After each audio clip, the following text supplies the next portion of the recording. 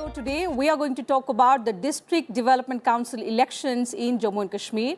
The second phase of the District Development Council elections were held on Tuesday, the 1st of December. Polling was held in 43 constituencies in the second phase, 25 seats in the Kashmir division and 18 in Jammu. The first phase of polling, also for 43 seats, was held on Saturday, in which nearly 52% voter turnout was recorded. The DDC polls are being held to elect 280 members in 20 districts and are being held in 8 phases from 28th November to the 19th of December. The counting of votes will take place on the 22nd of December. It is the first election since the centre scrapped Article 370 that gave special status to Jammu and Kashmir in August last year and also bifurcated the state into 2 union territories. On discussion today, we will analyse the first ever District Development Council elections in Jammu and Kashmir. How has the response been in the 2 phases of polling that have concluded peacefully so far? And how it opens up a new democratic path in the troubled region. To discuss all these aspects and much more, we have with us 2 special guests. Let me introduce them to you. We are joined by Mr. S.P. Ubaid. He is former Director General of Police, Jammu and Kashmir. Welcome on discussion today, sir. And we're also joined by Aarti Tikku Singh. She's a senior journalist. Welcome to the show, ma'am. Mr. Ubaid, if I could begin the program with you. You know, the first democratic exercise in Jammu and Kashmir after the abrogation of Article 370. And compared to the previous elections, we see an overwhelming number of people turn up to vote. How do you look at the changing scenario in Jammu and Kashmir in terms of, people's participation, in terms of security in the region, and also in terms of peaceful conduct of elections? It is a historic event. In fact, look at the percentage of polling on the first day, on Saturday, 52%. Which is almost like a national average. Yes. And even today, the response was overwhelming. And people of all ages, even as old as 90s plus and 100 plus, came out and voted. And there is a huge enthusiasm. The people are coming in huge numbers and casting their vote. In fact, let me mention here that amongst many other misuses of Article 370, the one of denial of basic right of grassroots democracy was done by the ruling establishment in Jammu and Kashmir by denying people the Panchayati Raj system, and it was implemented in whole of country.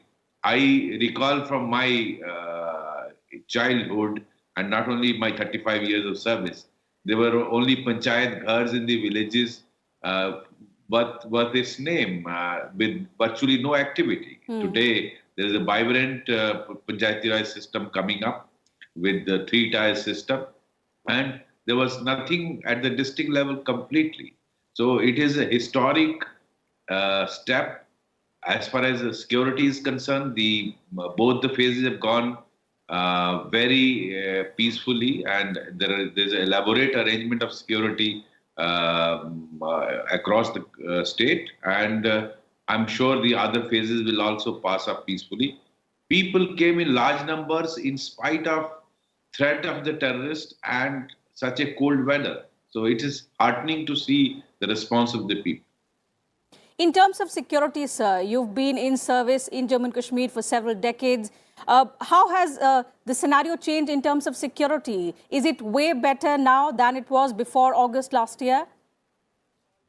It is. In fact, if you see things on ground today, very few people are willing to join terrorist ranks because of their shortened lifespan. There are no takers for Band call. There's no Hurriyat is totally in disarray. There's no stone pelting taking place in any of the encounter sites, and there are no burial demonstrations with terrorists coming and firing in the air. All those things have become now things of the past. with the increased security and the Hurriyat leadership now in totally either in detention or in disarray, and all these separatist events have actually become events of the past.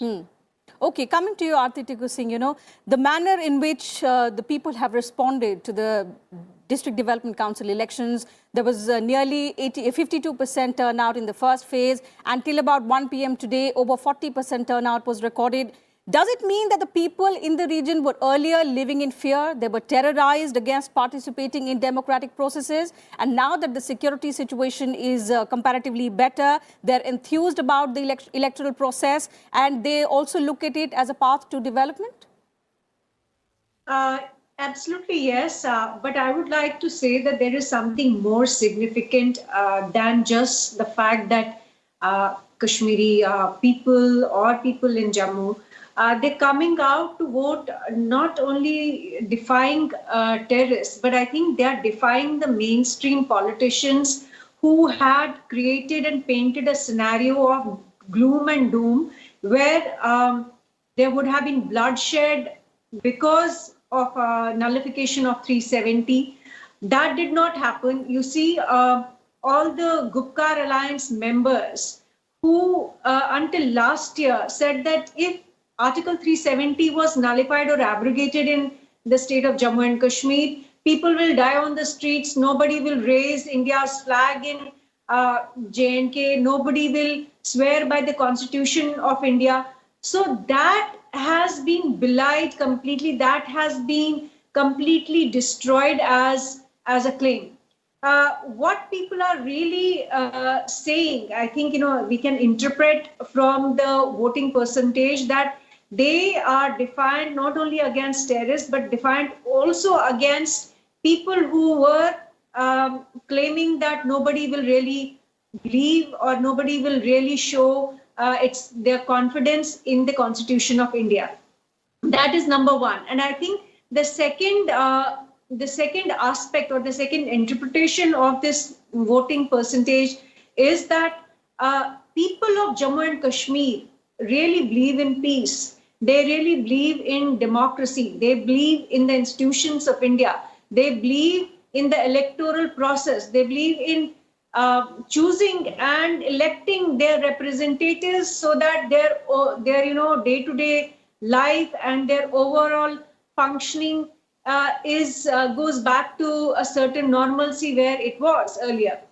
I would say that that people of Jammu and Kashmir have voted in favor of Indian democracy. They have shown that they are fully with the government's decision, which it took last year on August 5th, 2019, which reorganized the state of Jammu and Kashmir into two union territories, one of Ladakh and one of Union Territory of Jammu and Kashmir. So many people who were claiming that until there is statehood, there shouldn't be any elections. There were political parties of the Gupkar Alliance who were saying that until Article 370 is restored, they will not participate in elections. But at the same time, we saw that they have come to participate in DDC elections. So after having boycotted several elections in the past, what do you think could have been the compelling reason for the Gupkar Alliance parties to actually come into the fray and contest these District Development Council elections?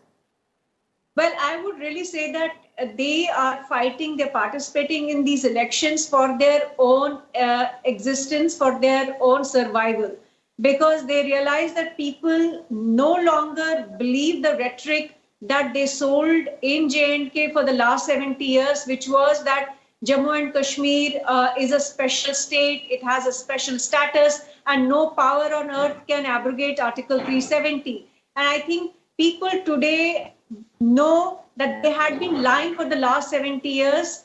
People today know that these are the political elites who made a lot of money in the last 70 years, and that money did not trickle down to ordinary, common people in J&K. So I would say that Gupkar Alliance is really fighting for its survival. They realized that there is no going back on Article 370. There is no going back on the decision that the center took last year. Okay. So I think they realize that they will become irrelevant if they do not participate in Indian democracy and electoral process. That is why they have come out to participate in these elections. Okay, Mr. Vaid, taking that question to you, Aarti Tikku Singh says that, you know, the political parties who are part of the Gupkar alliance are today fighting a battle for their own survival. Do you agree that in the past, when they were in power, they did not allow grassroots democracy to strengthen in Jammu and Kashmir? And what kind of hope, what kind of promise do these elections now offer to the people of the Union Territory? See, there is no doubt that grassroots democracy was denied to the people of Jammu and Kashmir. I have witnessed it during my career of last 35 years, and also being a resident of this place.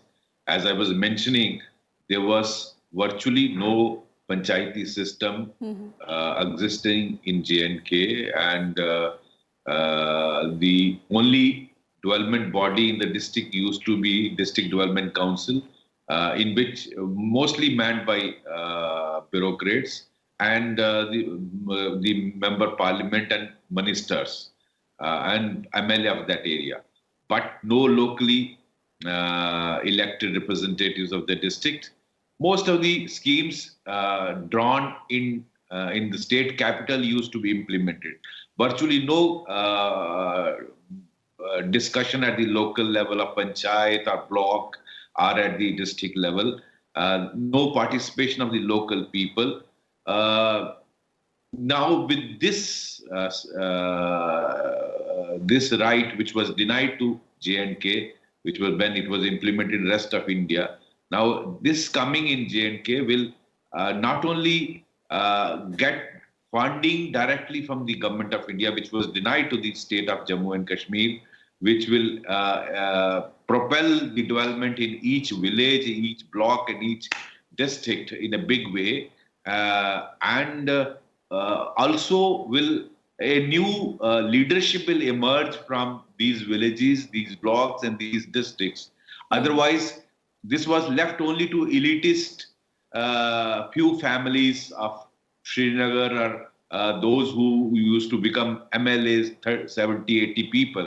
Now it will not be the scenario like that. You will have a new leadership emerging of young people, young boys and girls coming through this panchayati system, and they will actively participate in the development process of the districts and blocks and the panchayats. And see, denial of this right actually compelled the youth to pick up guns, to resort to stone pelting, because they virtually found no advantages of the Indian democratic system, which was available to rest of India. So this is a huge step which will involve the youth of Kashmir Valley and Jammu in the democratic and development process of the state. Okay. Taking the question of development to Aarti Tikku Singh once again, do you agree that the elections to the DDC will strengthen the grassroots democracy which earlier was lacking? And will it ensure hassle-free development as well in the region? What are the kind of issues, what are the kind of development that the people at local level are expecting? You see, one has to wonder why the governments in the state governments in Jammu and Kashmir did not hold panchayat elections in J&K. Why were there no local body elections in J&K earlier? The reason for that is that the select few families who were controlling power in J&K did not want the funds that were coming from the center to reach to the bottom of society, to all sections of society. In fact, they grabbed most of the funds that came from the center. In fact, 90% of the funds came from the center for a state, which hardly generated any revenue. So this is really fearful for these people who were holding on to power and who were controlling the finances of the state. This is really worrisome for them, because finally an ordinary punch, an ordinary sarpanch, an ordinary executive of a local body will now directly get funds from the center, and he will be able to decide what those funds should be allotted for in his own district. This is what really bothers the Abdullahs and the Muftis who've been in power for a long time in J&K, because what will really happen is that development which was concentrated on only the select few cities of Jammu and Kashmir until recently, it is going to trickle down. It is going to be distributed equally and equitably across districts. And that is going to really change the entire infrastructure, the kind of facilities big cities in India have, which many cities in J&K do not have still after 70 years of independence. If you move out or away from Srinagar city or Jammu city, you will notice that there is so much backwardness, there is so much discrimination against, for example, regions like Rajouri, Poonch, Doda, Badarwa, Kathua, Udhampur. They're really backward. There's hardly any infrastructure there. But the reason for that was that a select few people of the elite class of Kashmir, and I would say Jammu too, were holding on to all the finances and the funds that came from the center. And they were far too distant from there reality. is a lot of hope within J&K among different sections of society today that they will finally get to not only choose their destiny, but also shape their destiny. Okay, so, if we talk about the larger political discourse, we've established it is going to open up, it's a new path to development. It's being seen as that. What are the new avenues you see opening up in Jammu and Kashmir as far as the larger political discourse in the Union Territory is concerned? Absolutely, this is a very important question. You see, if you really look at the upper reaches of Jammu region, they are backward not only in terms of infrastructure, but also have been almost left out from the government services. They're left out from, say, private sector.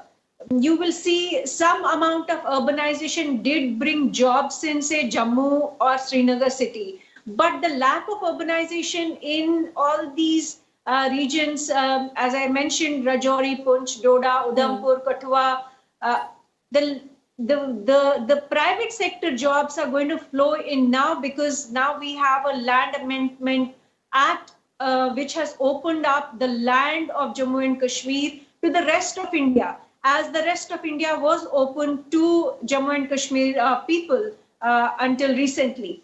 So private sector investment will happen in areas which are secure, which do not have terror incidents, which do not have a history of violence. And I think that will generate a lot of jobs, a lot of employment. It will bring in institutions like we did see some amount of work done by the government in the last few years. We do have A-class institutions, at least the public sector ones, but the private sector institutions are yet to be built and yet to be set up in regions which did not see any development. That is one. And the second, I think, is the competition of the markets. You see, J&K had been left out of competition. You compare Jammu and Kashmir with Punjab or Haryana, the neighboring states of Himachal Pradesh.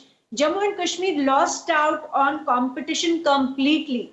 It didn't have, marketable goods on any front in any of the industries where actually Jammu and Kashmir could have an advantage. So it even lost on fruit, for example. J&K's Jammu and Kashmir's apple used to be, it still is one of the delicious fruits of the country. But it lost on to Himachal because there was no competition. Himachal was open. J&K had many other issues because of insurgency, because of terror. So overall, I think as democratic process strengthens and the institution of democracy becomes stronger and takes deep roots in J&K, with private sector coming in, with sense of security coming in, not just on terror front, but also on economic front and finance front. I think a lot of changes will happen. The youth of Jammu and Kashmir will benefit hugely as private sector develops a market where people will find not just jobs but goods as well.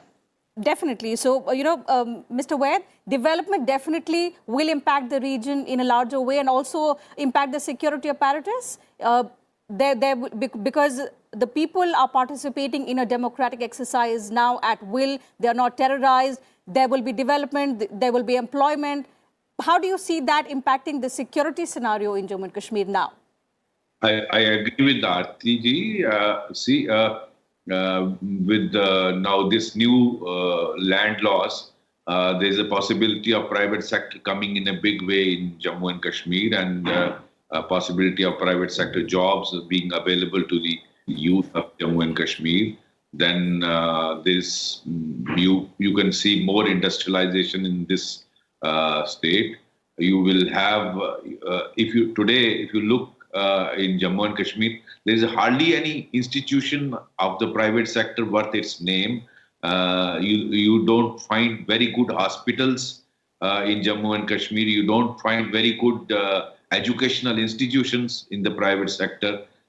So with these changes, I'm sure the industrialists of the country will pump in money, and a lot of economic activity is going to pick up, and good private institutions are coming, would be establishing their offices here, opening up a lot of opportunities for the youth. And this will also open up competition, as Aarti ji was saying, and competition obviously brings talent and better job opportunities for the talented youth. And security and development are interlinked. As development picks up, the security situation obviously has its impact, because when youth have nothing to do, they will only take to violent means of stone pelting, of indulging in crime, of taking to radicalization. So once the new generation of youth gets involved in the economic activity, becoming part of India's development